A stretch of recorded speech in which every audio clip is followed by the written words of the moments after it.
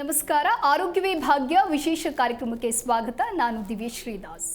ಆರೋಗ್ಯವೇ ಭಾಗ್ಯ ಅಂತ ಹೇಳ್ತೀವಿ, ಆದರೆ ಇತ್ತೀಚಿನ ದಿನಗಳಲ್ಲಿ ನಮ್ಮ ಬದಲಾಗ್ತಾ ಇರುವಂತಹ ಜೀವನ ಶೈಲಿಯಿಂದಾಗಿ ಸಾಕಷ್ಟು ಆರೋಗ್ಯ ಸಮಸ್ಯೆಯಲ್ಲಿ ಏರಿಕೆಗಳನ್ನು ನಾವು ಕಾಣ್ತಾ ಇದ್ದೇವೆ. ಬಹಳ ಪ್ರಮುಖವಾಗಿ ಥೈರಾಯ್ಡ್ ಸಮಸ್ಯೆ ಕೂಡ ಅದರಲ್ಲಿ ಒಂದು ಅಂತ ಹೇಳಬಹುದು. ಸೊ ಥೈರಾಯ್ಡ್ ಸಮಸ್ಯೆ ಅಂದರೆ ಏನು, ಈ ಸಮಸ್ಯೆ ಯಾಕೆ ಉಂಟಾಗುತ್ತೆ, ಅದಕ್ಕೆ ಇರುವಂತಹ ಪರಿಹಾರವೇನು ಅಂತ ತಿಳಿಸಿಕೊಡಲು ಹೋಮಿಯೋಕೇರ್ ಇಂಟರ್ನ್ಯಾಷನಲ್ನ ತಜ್ಞ ವೈದ್ಯರಾಗಿರುವಂತಹ ಡಾಕ್ಟರ್ ಹ್ಯಾನಾ ಅವರು ಇವತ್ತು ನಮ್ಮ ಜೊತೆಗಿದ್ದಾರೆ. ಸೊ ಬನ್ನಿ ಅವರನ್ನ ಕಾರ್ಯಕ್ರಮಕ್ಕೆ ವೆಲ್ಕಮ್ ಮಾಡೋಣ. ನಮಸ್ತೆ ಡಾಕ್ಟರ್, ಕಾರ್ಯಕ್ರಮಕ್ಕೆ ಸ್ವಾಗತ. Thank you. ಮೊದಲನೇದಾಗಿ ಇತ್ತೀಚಿನ ದಿನಗಳಲ್ಲಿ ಥೈರಾಯ್ಡ್ ಸಮಸ್ಯೆ ಅನ್ನೋದು ಎಲ್ಲರಲ್ಲಿಯೂ ಕೂಡ ಕಾಡ್ತಾ ಇದೆ. ಒಂದು ರೀತಿ ಸರ್ವೇ ಸಾಮಾನ್ಯ ಅಂತಲೇ ಹೇಳ್ಬೋದು. ಸೊ ಈ ಥೈರಾಯ್ಡ್ ಅಂತ ಹೇಳಿದ್ರೆ ಏನು?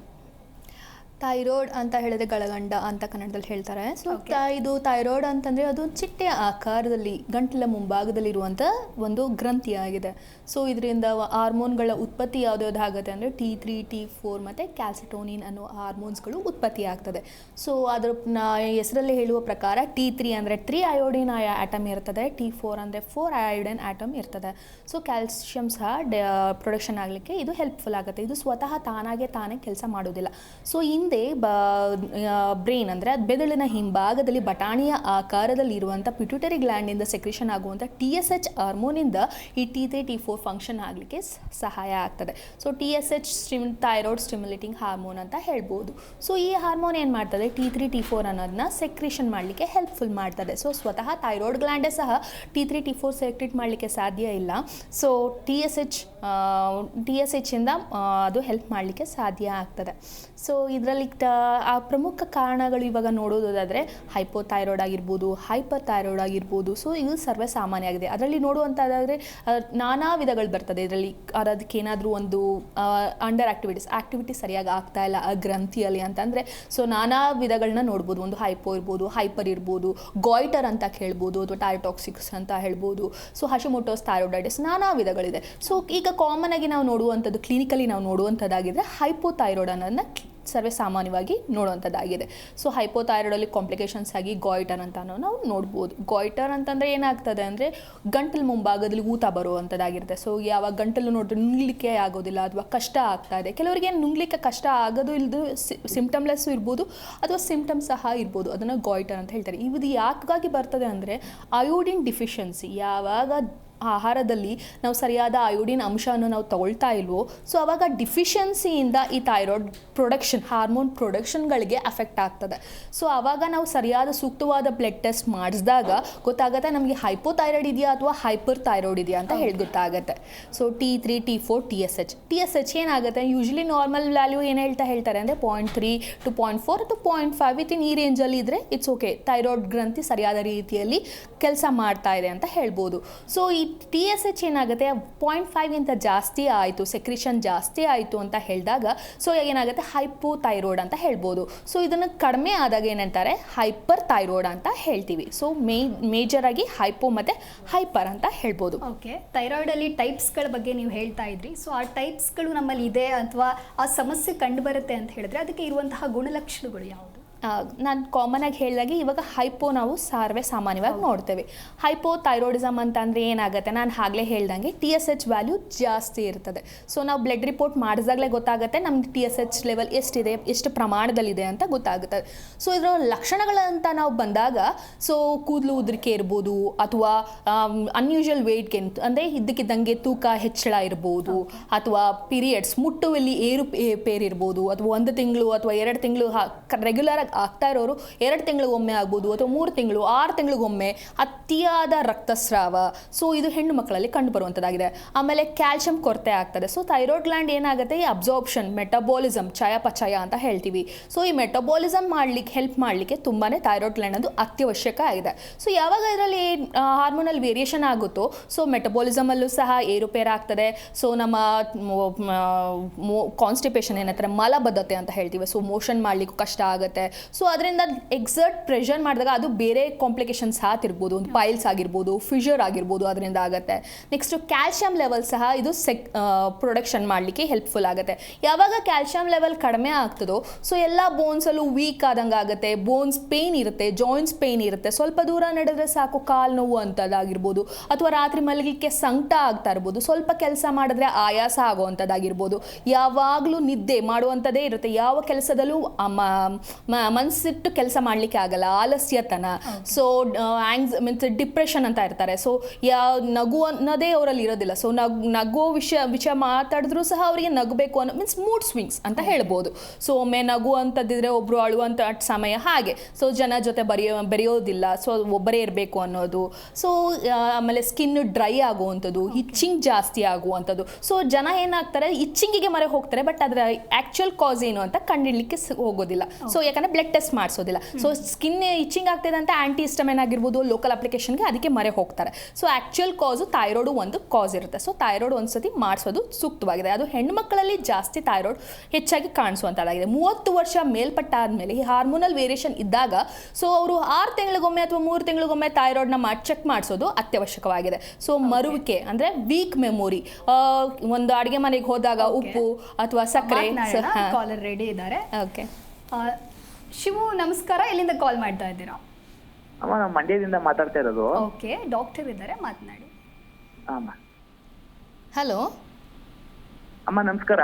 ನಮಸ್ತೆ ಅಮ್ಮ. ನಮಸ್ತೆ, ಹೇಳಿ ಅಮ್ಮ. ಇದು ನಮ್ಮ ಮನೆಯವ್ರು, ನಮ್ಮ ಹೆಂಡತಿಗೆ ಹಾಂ ಥೈರಾಯ್ಡ್ ಬಂದ್ಬಿಟ್ಟು ಫುಲ್ಲು ಒಂದು 6-7 ವರ್ಷದಿಂದ ಇದೆ.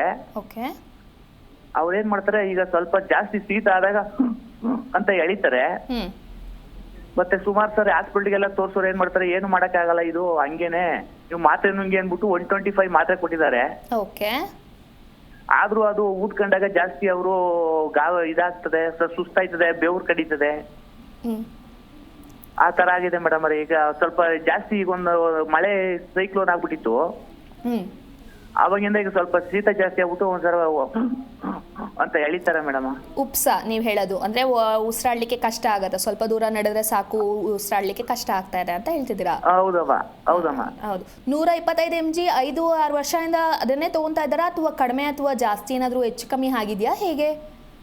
ಅವರು ಡಾಕ್ಟ್ರು ಏನ್ ಮಾಡಿದ್ರೆ ಒಂದು 4 ಸಾರಿ ಚೆಕ್ ಮಾಡಿಸ್ದೆ, ಇದೇನು ತೊಂದರೆ ಇಲ್ಲ, ಈ ಮಾತ್ರೆ ನುಂಗಿ ಅಂತ ಹೇಳ್ತಾರೆ ಅಷ್ಟೇ. ಹೌದು, ಗಂಟೆಗೆಲ್ಲ ಚುಚ್ಚಿ ಔಷಧಿ ಮಾತ್ರೆ ಎಲ್ಲ ತಕೊಂಡ್ರು. ಒಂದ್ 5 ಕಡೆ ತೋರ್ಸಿದ್ದೀನಿ ಮಾರೆ. 5 ಕಡೆ ತೋರ್ಸಿದ್ರು ಏನಾಗತ್ತೆ, ಗಂಟ್ಲಿಗೆ ಚುಚ್ಚಿ ಅದೇನೇನು ತಗೋದು ಬ್ಲಡ್ ಎಲ್ಲ ಚೆಕಪ್ ಮಾಡ್ತಾರೆ, ಏನು ಆಗಿಲ್ಲ, ಇದು ನುಂಗಿ ಅಂತಾರೆ. ಅದು ವಾಸಿ ಆಗತ್ತಂದ್ರೆ ವಾಸಿ ಆಗಲ್ಲ, ಇದು ಹಂಗೇನೆ ಸಾಯ ತನಕ ಅಂತಾರೆ. ಗಂಟ್ಲು ಭಾಗದಲ್ಲಿ ಏನಾದ್ರು ಊತ ಏನಾದ್ರು ಇದೆಯಾ? ಎಲ್ಲಿಮ್ಮ? ಗಂಟ್ಲು ಮುಂಭಾಗದಲ್ಲಿ ಊತ ಏನಾದ್ರು ಇದೆಯಾ? ಹ್ಞೂ ಅಮ್ಮ, ಗಂಟ್ಲು ಹೋಗ್ಲಿಕ್ಕೆ ನೀವು ಟಿವಿಲಿ ತೋರಿಸ್ತಾ ಇದ್ರಲ್ಲ ಆ ಟೈಪು ಈ ತರ ಇದೆ. ಈ ತರ ಮುಟ್ಟಿದ್ರೆ ಆ ತರ ಗಂಟು ಸಿಗುತ್ತೆ, ಒಂದೊಂದ್ ದಿವಸ ಸಿಗಲ್ಲ. ನೋವೇನಾದ್ರೂ ಇದೆಯಾ? ನೀರ್ ನುಂಗ್ಬೇಕಾದ್ರೆ ಅಥವಾ ಊಟ ಮಾಡ್ಬೇಕಾದ್ರೆ ಏನಾದ್ರು ನೋವಿರೋ ಅಂತದ್ ಏನಾದ್ರು ಇದೆಯಾ? ಅದು ಯಾವಾಗ್ಲೂ ಒಂದ್ 15 ದಿನಕ್ಕೆ 20 ದಿನಕ್ಕೆ ನೀರ್ ನುಂಗ್ಬೇಕಾರೆ ಅಮ್ಮ ಇದು ಒಂಥರ ಚಿಂಕ ಅನ್ಸುತ್ತೆ, ನೀರ್ ನುಂಗ್ಬೇಕಾದ್ರೆ ನೋಯುತ್ತೆ ಅಂತಾಳೆ. ಓಕೆ. ಸೊ ಬಯೋಪ್ಸಿ ಮಾಡಿಸಿದೀರಾ ಅಂದ್ರೆ ಸೂಜಿಲಿ ತೆಗೆದು ನೋಡಿದಾರಾ, ಟೆಸ್ಟ್ ಮಾಡಿದಾರೆ ಅಂತ ಹೇಳಿದ್ರಿ ಅಲ್ವಾ? ಸೊ ನಾರ್ಮಲ್ ಬಂದಿದ್ಯಾ? ನಾರ್ಮಲ್ ಬಂದಿದೆಯಮ್ಮ. Okay okay. ಸೊ ನೀವು ಹೇಳೋದು ಅದೇ ಏನಾಗುತ್ತೆ ಅಂತಂದರೆ ಥೈರಾಯ್ಡಲ್ಲಿ ಏನಾಗುತ್ತೆ, ಸುಮ್ಮನೆ ಆರ್ಟಿಫಿಷಿಯಲ್ ಆಗಿ ಆಚೆಯಿಂದ ಸಪ್ಲಿಮೆಂಟ್ ಮೀನ್ಸ್ ಅದು ಕೆಲಸ ಏನು ಮಾಡ್ತದೆಯೋ ಅದು ಟ್ಯಾಬ್ಲೆಟ್ ಕೆಲಸ ಮಾಡ್ತಾ ಇರುತ್ತೆ ಅಷ್ಟೇ ಹೊರತು ಸಿಂಪ್ಟಮ್ ಕಡಿಮೆ ಆಗ್ತಾ ಇಲ್ಲ ನಿಮ್ಮ ಪ್ರಕಾರ. ಸೊ ಚಳಿ ಬಂದಾಗ ಹೌದು. ಸೊ ಅದಕ್ಕೇನೆ ಯಾವುದಾದ್ರು near by homeo care clinic ಇರುತ್ತಲ್ಲ ಆ ಥರದ ಶಾಖೆನ ಸಂಪರ್ಕಿಸ್ಬೇಕಾಗಿ ಕೇಳ್ಕೊತೇನೆ. ಸೊ ಆ ಥರ ಬಂದಾಗ ಲೈಫ್ ಲಾಂಗ್ ಟ್ಯಾಬ್ಲೆಟ್ ತೊಗೊಳ್ಬೇಕಾಗಿರೋ ಅವಶ್ಯಕತೆ ಇರೋದಿಲ್ಲ, ಆಯಿತಾ? ಸೊ ನೀವು ಏನು ಹೇಳ್ತಿದ್ದೀರಾ, ಇಷ್ಟು ವರ್ಷ ತೋರಿಸ್ತಾ ಇದ್ದೀನಿ, ಏನು ಸಿಂಪ್ಟಮ್ಸ್ ಏನು ಕಡಿಮೆ ಆಗಿಲ್ಲ, ಅವರಿಗೆ ಉಪ್ಸ ಜಾಸ್ತಿ ಆಗ್ತಾ ಇದೆ. ಸೊ ಏನಾಗುತ್ತೆ, ಥೈರಾಯ್ಡ್ ಅವ್ರು ಕೊಡ್ತಾ ಇರೋದು ಸಫಿಷಿಯೆಂಟ್ ಆಗಿ ಆಗ್ತಿಲ್ಲ, ಮೀನ್ಸ್ ಬಾಡಿಗೆ ಅದು ಸೂಟ್ ಆಗ್ತಾ ಇಲ್ಲ. ಸೊ ನೀವು ಯಾವ್ದಾದ್ರು ಹೋಮಿಯೋ ಕೇರ್ ನಿಯರ್ ಬೈ ಹೋಗಿ ತೋರಿಸಿದ್ರೆ ಸೊ ನೀವು ಆದಷ್ಟು ಬೇಗ ಇದರಿಂದ ಮುಕ್ತಿ ಸಿಗ್ಬೋದು ಇದ್ರ ಕಾಯಿಲೆಯಿಂದ. ಓಕೆ, ಥ್ಯಾಂಕ್ ಯು ಶಿವು ಕರೆ ಮಾಡಿದ್ದಕ್ಕಾಗಿ. ಡಾಕ್ಟರ್, ನೀವು ಥೈರಾಯ್ಡ್ನ ಸಿಂಪ್ಟಮ್ಸ್ ಬಗ್ಗೆ ಹೇಳ್ತಾ ಇದ್ರಿ. ಸೊ ನಿಮ್ಮ ಹೋಮಿಯೋ ಕೇರ್ನಲ್ಲಿ ಯಾವ ರೀತಿಯ ಒಂದು ಟ್ರೀಟ್ಮೆಂಟ್ ಇದೆ ಥೈರಾಯ್ಡ್ಗಾಗಿ ಅಂತ? ಥೈರಾಯ್ಡ್ ಯೂಶಲಿ ನಾನು ಹೇಳ್ದಂಗೆ ನಮ್ಮ ಕ್ಲಿನಿಕಲ್ಲಿ ಬರೋದು ಹೈಪೋಥೈರಾಯ್ಡೇ ಜಾಸ್ತಿ, ಎಲ್ಲ ಸರ್ವೇ ಸಾಮಾನ್ಯವಾಗಿ ಹೈಪೋಥೈರಾಯ್ಡ್ ಆಗಿ ಬರುತ್ತೆ. ಸೊ ಏನಂದರೆ ತೂಕ ಜಾಸ್ತಿ ಆಗ್ತಾ ಇದೆ, ಹೇರ್ ಫಾಲ್ ಜಾಸ್ತಿ, ಯಾವಾಗ ಕಾಂಪ್ಲಿಕೇಶನ್ ಮೀನ್ಸ್ ಹಲವಾರು ಸಿಸ್ಟಮ್ಗಳನ್ನ ಟ್ರೈ ಮಾಡಿ ಸೊ ಇಷ್ಟು MGಯಿಂದ ಕೆಲವೊಂದು 25 MGಯಿಂದ 75, 100 ಹೀಗೆ MGsಗಳು ಜಾಸ್ತಿ ಆಗ್ತಾ ಇದೆ ಹೊರತು ಅವ್ರು ಈಗಲೇ ಹೇಳ್ದಂಗೆ ಅವ್ರ ಸಿಂಪ್ಟಮ್ಸ್ಗಳು ಕಡಿಮೆ ಆಗ್ತಾ ಇರೋದಿಲ್ಲ. ಸೊ ಒಂದು ಮೋಷನ್ ಮಾಡಲಿಕ್ಕೆ ಪ್ರಾಬ್ಲಮ್ ಇರ್ಬೋದು, ಅಥವಾ ವೆಯ್ಟ್ ಗೇನ್ ಜಾಸ್ತಿ ಆಗ್ತಾನೆ ಇದ್ದಾರೆ, ಈ ಸ್ವಲ್ಪ ತಿಂದ್ರೂ ಸಹ ವೆಯ್ಟ್ ಗೇನ್ ಆಗ್ತಾ ಇದೆ, ಸುಸ್ತು ಆಗ್ತಾ ಇದೆ, ಏನು ಕೆಲಸ ಮಾಡಿದ್ರೂ ಆಯಾಸ ಆಗ್ತದೆ. ಸೊ ಸಿಂಪ್ಟಮ್ಸ್ ನಾವು ತೊಗೊಳ್ತೀವಿ. ಎಷ್ಟು ವರ್ಷದಿಂದ ನೀವು ಸಫರ್ ಮಾಡ್ತಾ ಇದ್ದೀರಾ, ಎಷ್ಟು ವರ್ಷದಿಂದ ಆ ಟ್ಯಾಬ್ಲೆಟ್ಸ್ ಮೇಲೆ ರಿಲೇ ಆಗಿದ್ದಾರೆ, ಅದ್ರ ಮೇಲೆ ಅವಲಂಬವಾಗಿದ್ದಾರೆ, ಅದನ್ನ ಕನ್ಸಿಡರ್ ಮಾಡ್ತೀವಿ. ಅವ್ರನ್ನ ಫಿಸಿಕಲ್ ಹಿಸ್ಟ್ರಿ ಆಗಿರ್ಬೋದು, ಅವರ ನೀರು ಎಷ್ಟು ಕುಡಿತಾರೆ, ಸೊ ಇವೆಲ್ಲ ಪರ್ಸನಲ್ ಹಿಸ್ಟ್ರಿ ನಾವು ತೊಗೊಳ್ತೇವೆ. ಸೊ ಮೆಂಟಲಿ ಹೇಗಿದ್ದೀರಾ, ಸೊ ಅದನ್ನು ಸಹ ತಗೊಂಡು ಕನ್ಸಿಡರ್ ಮಾಡಿ ಸೊ ನಾವು ಮೆಡಿಸನ್ನ ಪ್ರಿಸ್ಕ್ರೈಬ್ ಮಾಡ್ತೀವಿ. So we treat as a person as a whole, ಅಂದರೆ ಪೂರ್ತಿಯಾಗಿ ಬರೀ ಇವಾಗ ಥೈರಾಯ್ಡ್ ಏನಂತ ಥೈರಾಯ್ಡಿಗೆ ಮಾತ್ರ ನಾವು ಮೆಡಿಸನ್ ಕೊಡುವಂಥದ್ದಲ್ಲ, ಪೂರ್ತಿಯಾಗಿ ಮನುಷ್ಯನ ಸ್ಟಡಿ ಮಾಡಿ ಅವನ ಫಿಸಿಕಲ್ ಪ್ಲೇನ್ ಆಗಿರ್ಬೋದು ಅಥವಾ ಮೆಂಟಲ್ ಪ್ಲೇನ್ ಆಗಿರ್ಬೋದು, ಮೆಂಟಲಿ ಅವನು ಹೇಗಿದ್ದಾನೆ ಅಥವಾ ಫಿಸಿಕಲಿ ಹೇಗಿದ್ದಾನೆ. ಸೊ ಇಬ್ಬರು ಥೈರಾಯ್ಡ್ ಪೇಷಂಟ್ ಬಂದಾಗ, ಹೈಪೋಥೈರಾಯ್ಡ್ ಪೇಷಂಟ್ ಬಂದಾಗ ಒಂದೇ ಮೆಡಿಸನ್ ಪ್ರಿಸ್ಕ್ರೈಬ್ ಮಾಡ್ಲಿಕ್ಕೆ ಆಗೋದಿಲ್ಲ. ಕೆಲವರಿಗೆ ಒಬ್ಬೊಬ್ರು ಕಡಿಮೆ ನೀರು ಕುಡಿಬೋದು, ಅಥವಾ ಜಾಸ್ತಿ ದಾಹ ಆಗ್ಬೋದು, ಅಥವಾ ಅವರಿಗೆ ಸುಸ್ತು ಅನ್ನೋದೇ ಇರೋದಿಲ್ಲ, ಇವರಿಗೆ ಸುಸ್ತಿದೆ, ಸೊ ಇವರಿಗೆ ಮೋಷನ್ ಮಾಡಲಿಕ್ಕೆ ನಾನಾ ವೆರೈಟಿ ಕ್ಯಾಟಗರೀಸ್ಗಳನ್ನ ಹೇಳ್ಬೋದು. ಸೊ ಈ ಬೇಸಿಸ್ ಆನ್ ದ್ಯಾಟ್ ನಾವು ಮೆಡಿಸನ್ನ ಇದು ಮಾಡ್ತೇವೆ. So mentally and physical plane make a major role. Okay, ಥೈರಾಯ್ಡಲ್ಲಿ ಅಂದರೆ ಯಾವ ವಯೋಮಾನದವರಿಗೆ? ಓಕೆ, ಕಾಲರ್ ರೆಡಿ ಇದ್ದಾರೆ, ಬನ್ನಿ ಮಾತನಾಡೋಣ. ನಮಸ್ತೆ ಸರ್, ಕೇಳಿಸ್ತಾ ಇದೆಯಾ? ಅನ್ನಪೂರ್ಣ ಅವರು ಕರೆ ಮಾಡಿದ್ದಾರೆ. ನಮಸ್ತೆ ಮೇಡಮ್, ಡಾಕ್ಟರ್ ಇದ್ದಾರೆ, ಮಾತನಾಡಿ. ನಮಸ್ತೆ ಮ್ಯಾಮ್. ನಮಸ್ತೆ, ಹೇಳಿಮಾ. ನನಗೆ 3 years ಇಂದ ಥೈರಾಯ್ಡ್ ಇದೆ. Okay. ಅದು 2.9 ಇದೆ. 100 mg ಟ್ಯಾಬ್ಲೆಟ್ ತಗೊಂತಾ ಇದೀನಿ before food. Okay. Hair fall ನನ್ಗೆ ಶೋಲ್ಡರ್ ಪೇನ್ ಬರುತ್ತೆ. ಮಾರ್ನಿಂಗ್ ನಾನು ಟ್ಯಾಬ್ಲೆಟ್ ತಗೊಂಡ್ರೆ ಅದು ಕಂಟ್ರೋಲ್ ಆಗುತ್ತೆ, ಇನ್ಯಾವುದು ತೊಂದರೆ ಇಲ್ಲ. ಬಟ್ ಏರ್ ಫಾಲ್ ನನಗೆ ಕಂಟ್ರೋಲೇ ಆಗ್ತಾ ಇಲ್ಲ ಮೇಡಮ್, ತುಂಬಾ ಜಾಸ್ತಿ ಇದೆ. ಓಕೆ. ಇಲ್ಲ mg ಜಾಸ್ತಿ ಮಾಡ್ಬೇಕಾ, ಟ್ಯಾಬ್ಲೆಟ್ mg ಜಾಸ್ತಿ ಮಾಡ್ಬೇಕಾ, ಇದು ಏನು ಅಂತ ನನಗೆ ಗೊತ್ತಾಗ್ತಾ ಇಲ್ಲ. ಬಟ್ ನನಗೆ 2 ಶೋಲ್ಡರ್ ಪೇನ್ ಬಿಟ್ರೆ ಬೇರೆ ಯಾವ್ದು ಇದಿಲ್ಲ. ಬಟ್ ಶುಗರ್ ಇದೆ, ನನಗೆ ಶುಗರ್ ಟ್ಯಾಬ್ಲೆಟ್ ತಗೊಂತಾ ಇದೀನಿ. ಓಕೆ, ಶುಗರ್ ಎಷ್ಟು ವರ್ಷದಿಂದ ಇದೆ? ಶುಗರ್ನು ಥೈರಾಯ್ಡ್ ಒಂದೇ ಸರ್ತಿ ನಾನು ಚೆಕ್ ಮಾಡ್ಸಿದ್ದು. ಸೊ 3 years ಇಂದ ಶುಗರ್ ಇದೆ ಅಂತ ನನಗೆ ಗೊತ್ತಾಗಿದ್ದು. ಅದೇ ದಿನನೇ ನಂಗೆ ಥೈರಾಯ್ಡ್ ಇದೆ ಅಂತಾನು ಗೊತ್ತಾಗಿದ್ದು.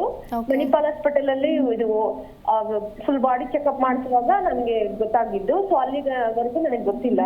ಓಕೆ, ಎಷ್ಟು ತಿಂಗಳಿಗೊಮ್ಮೆ ಬ್ಲಡ್ ಚೆಕ್ ಮಾಡಿಸ್ತಾ ಇದ್ದೀರಾ? ನಾನು ಇಲ್ಲ ಮ್ಯಾಮ್, 1 ಸರ್ತಿ ಅಷ್ಟೇ, 2 ಸರ್ತಿ ಇಯರ್ಲಿ ಒನ್ಸ್ ಮಣಿಪಾಲ್ ಹಾಸ್ಪಿಟಲ್ಗೆ ಹೋಗಿ ಅಲ್ಲಿ ಬಾಡಿ ಚೆಕ್ಅಪ್ ಮಾಡ್ತೀನಿ. ಫಸ್ಟ್ 50 mg ಕೊಟ್ರು, ಈಗ ಮತ್ತೆ ಮಾರ್ಚಿಗೆ ಹೋಗಿ ಚೆಕ್ ಮಾಡಿಸ್ಬೇಕು. ಓಕೆ. ಸೊ ಏರ್ ಫಾಲ್ ಜಾಸ್ತಿ ಇದೆ, ಇನ್ನೇನು ನನಗೆ ಪ್ರಾಬ್ಲಮ್ ಇಲ್ಲ, ಆಕ್ಟಿವ್ ಆಗಿದ್ದೀನಿ, ಯಾವ್ದು ಪ್ರಾಬ್ಲಮ್ ಇಲ್ಲ.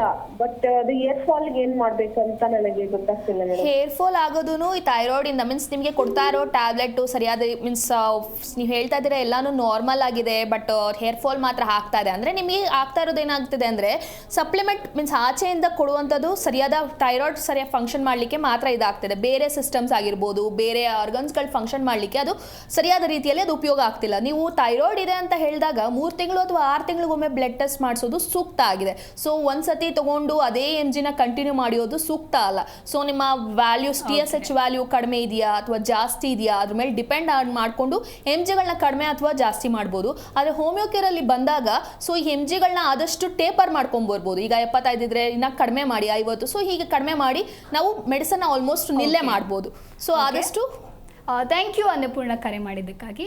ಡಾಕ್ಟರ್, ನೀವು ಥೈರಾಯ್ಡ್ ಬಗ್ಗೆ ತಿಳಿಸ್ಕೊಡ್ತಾ ಇದ್ರಿ. ಸೊ ಯಾವ ವಯೋಮಾನದವರಲ್ಲಿ ಇದು ಹೆಚ್ಚಾಗಿ ಕಂಡು ಬರುತ್ತೆ, ಜೊತೆಗೆ ಪುರುಷರಲ್ಲಿನ ಅಥವಾ ಮಹಿಳೆಯರಲ್ಲಿ ಹೆಚ್ಚು ಕಾಣಿಸ್ಕೊಳ್ಳುತ್ತಾ ಈ ಸಮಸ್ಯೆ ಅನ್ನೋದಾದ್ರೆ?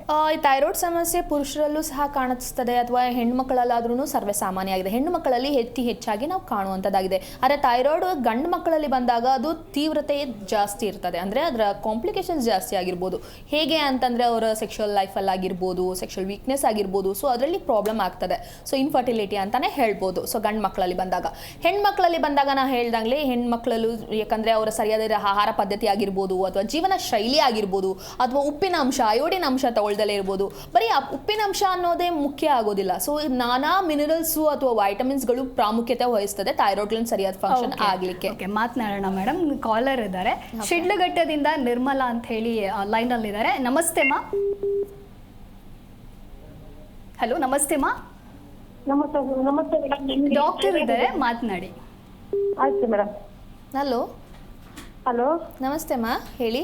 ನಮಸ್ತೆ ಮೇಡಮ್. ನಾವು ಶಿಡ್ಲಘಟ್ಟದಿಂದ ಮಾತಾಡ್ತಾ ಇದ್ದೀವಿ ಮೇಡಮ್. ಹೇಳಿ ಸರ್. ಮೇಡಮ್, ನಿಮ್ಗೆ ಥೈರಾಯ್ಡ್ ಇದೆ ಮೇಡಮ್. ಹಾಂ. Thyroid hyper madam. ಮೇಡಮ್ ನಾವು ಏನಂದ್ರಿ? 50 mg ತಗೊಂತೀವಿ ಮೇಡಮ್ ನಾವು. ಓಕೆ. ಮೇಡಮ್ ನಮ್ಗೆ ಏರ್ ಫಾಲ್ ಆಗಿದೆ ಮತ್ತೆ ದಪ್ಪನೇ ಆಗಿದ್ದೀವಿ ಮೇಡಮ್. ಡೈಲಿ ನಾವು ಮಾತ್ರೆ ತಗೊಳ್ತಾ ಇದ್ದೀವಿ. ಇದು ಹೆಂಗೆ ಡೈಲಿ ರೆಗ್ಯುಲರ್ ತಗೊಳ್ಳಬೇಕಾ ಮೇಡಮ್? ಇದು ಲೈಫ್ ಲಾಂಗ್ ತಗೊಳ್ಬೇಕಾ ಮೇಡಮ್ ಇದು ಮಾತ್ರೆಗಳು? ಎಷ್ಟು ವಯಸ್ಸು ಎಷ್ಟು ವರ್ಷದಿಂದ ಇದೆ ನಿಮಗೆ ಇದು ಥೈರಾಯ್ಡು? ಮೇಡಮ್ 3 ವರ್ಷದಿಂದ ಇದೆ ಮೇಡಮ್. 3 ವರ್ಷದಿಂದ. ಎಷ್ಟು mg ತೊಗೊತಾ ಇದ್ದೀರಾ? 50 ಮೇಡಮ್. 50 mg ತೊಗೊತಿದ್ಯಾ? ಆಹಾರ ಪದ್ಧತಿ ಹೇಗಿದೆ ನಿಮ್ಮದು? ಒಡನಾಟ ಹೇಗಿದೆ? ವಾಕಿಂಗ್ ಅಥವಾ ಎಕ್ಸಸೈಸ್ ಮಾಡ್ತಾ ಇದ್ದೀರಾ? ಮಾಡ್ತೀವಿ ಮೇಡಮ್, ವಾಕಿಂಗ್ ಮಾಡ್ತೀವಿ. ಊಟ ಆರೋಗ್ಯ ಎಲ್ಲ ಈಕ್ವಲ್ ಆಗಿದೆ ಮೇಡಮ್.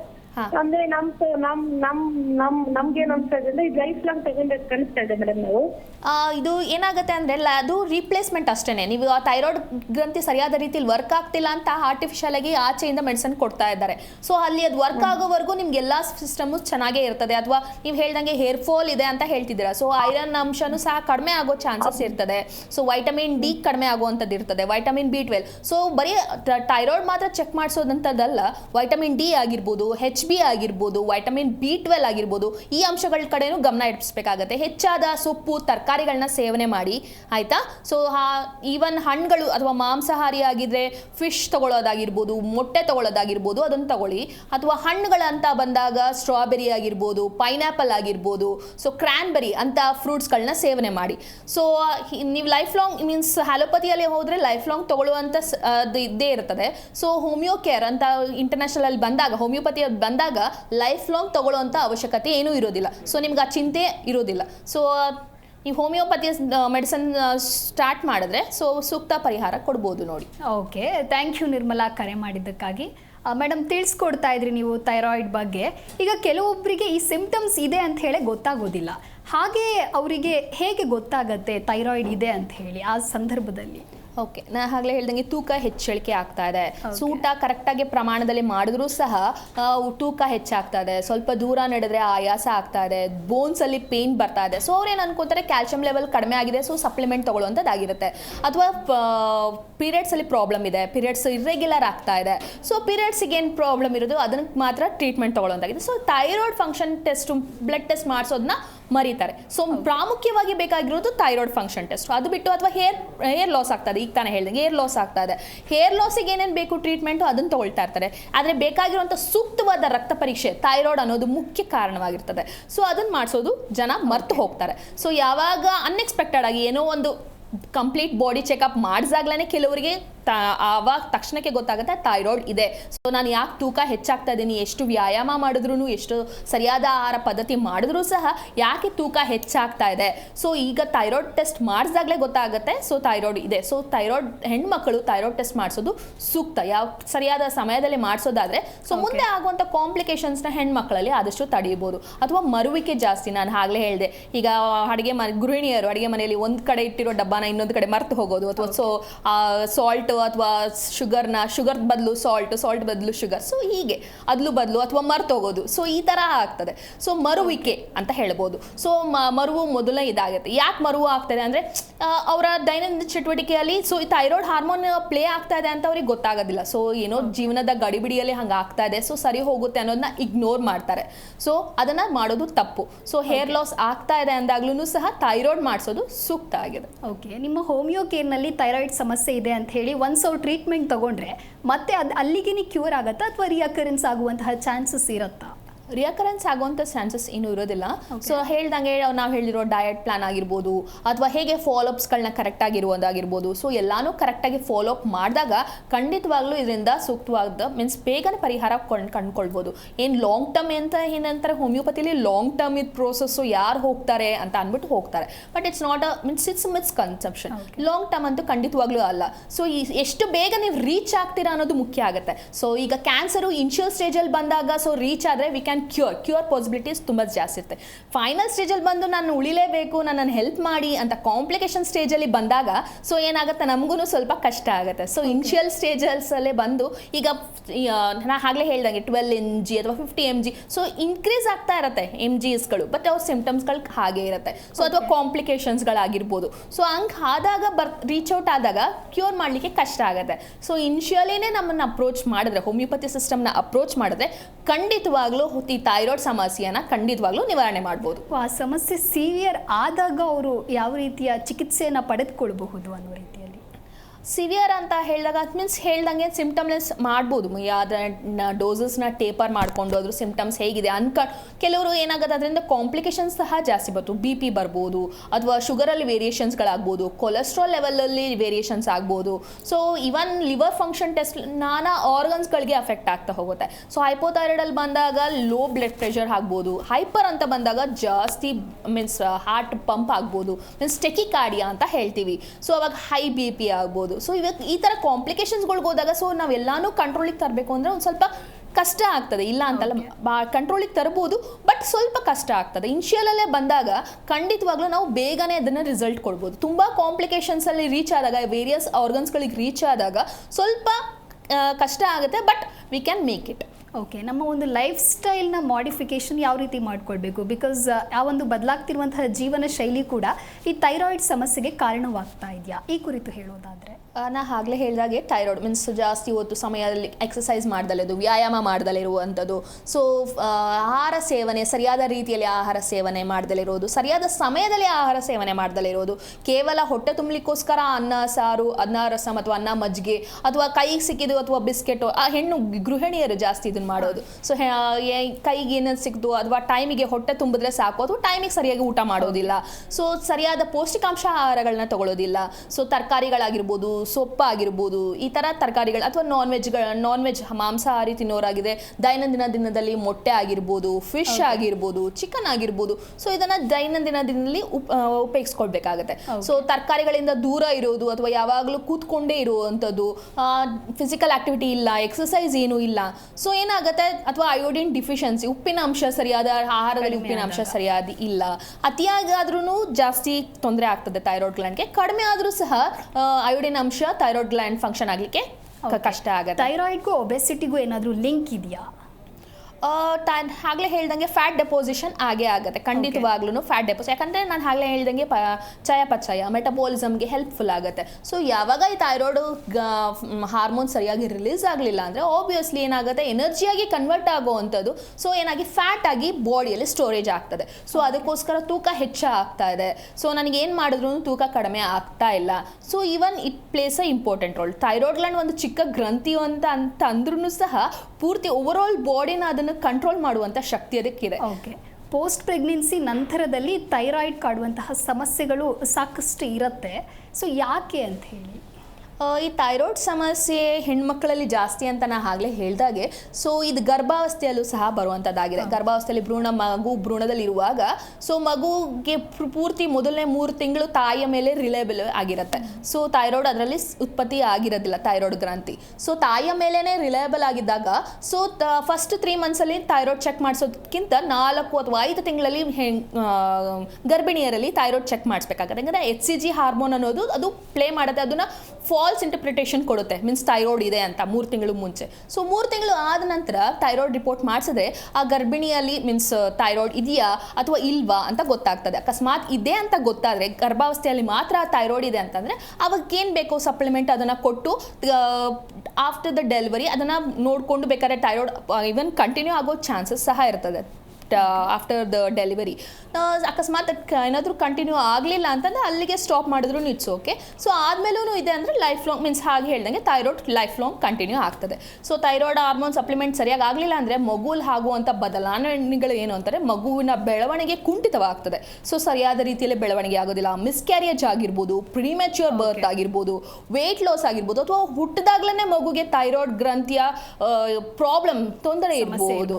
ಹೌದು. ಸೊ ಇದರೆಲ್ಲ ನಾನಾ ಕಾರಣಗಳಿರ್ತದೆ. ಅದಕ್ಕೋಸ್ಕರ ತಾಯಿ ಆರೋಗ್ಯವಾಗಿದ್ರೆ ಮಗು ಸಹ ಆರೋಗ್ಯವಾಗಿರ್ತದೆ.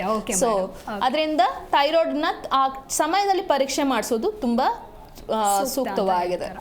ಓಕೆ, ಇವತ್ತಿನ ನಮ್ಮ ಕಾರ್ಯಕ್ರಮದಲ್ಲಿ ಥೈರಾಯ್ಡ್ ಕುರಿತು ಸಾಕಷ್ಟು ವಿಚಾರವನ್ನು ನಮ್ಮ ಜೊತೆಗೆ ಶೇರ್ ಮಾಡಿದ್ದೀರಾ. ಥ್ಯಾಂಕ್ ಯು ಡಾಕ್ಟರ್, ನಮ್ಮ ಕಾರ್ಯಕ್ರಮಕ್ಕೆ ಆಗಮಿಸಿದ್ದಕ್ಕಾಗಿ. My pleasure.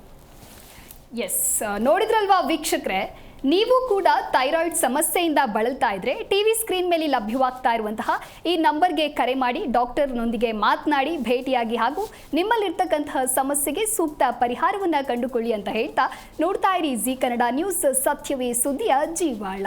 ವಾಸಿಯಾಗದ ಆರೋಗ್ಯ ಸಮಸ್ಯೆ ನಿಮ್ಮನ್ನ ಕಾಡ್ತಿದೆಯಾ? ಹಾಗಿದ್ರೆ ಚಿಂತೆ ಬಿಡಿ, ನಮ್ಮ ಹೋಮಿಯೋ ಕೇರ್ಗೆ ಬನ್ನಿ. ಹೋಮಿಯೋ ಕೇರ್ ಇಂಟರ್ನ್ಯಾಷನಲ್ ಹಲವು ಆರೋಗ್ಯ ಸಮಸ್ಯೆಗಳಿಗೆ ಸಿಗಲಿದೆ ಸೂಕ್ತ ಪರಿಹಾರ.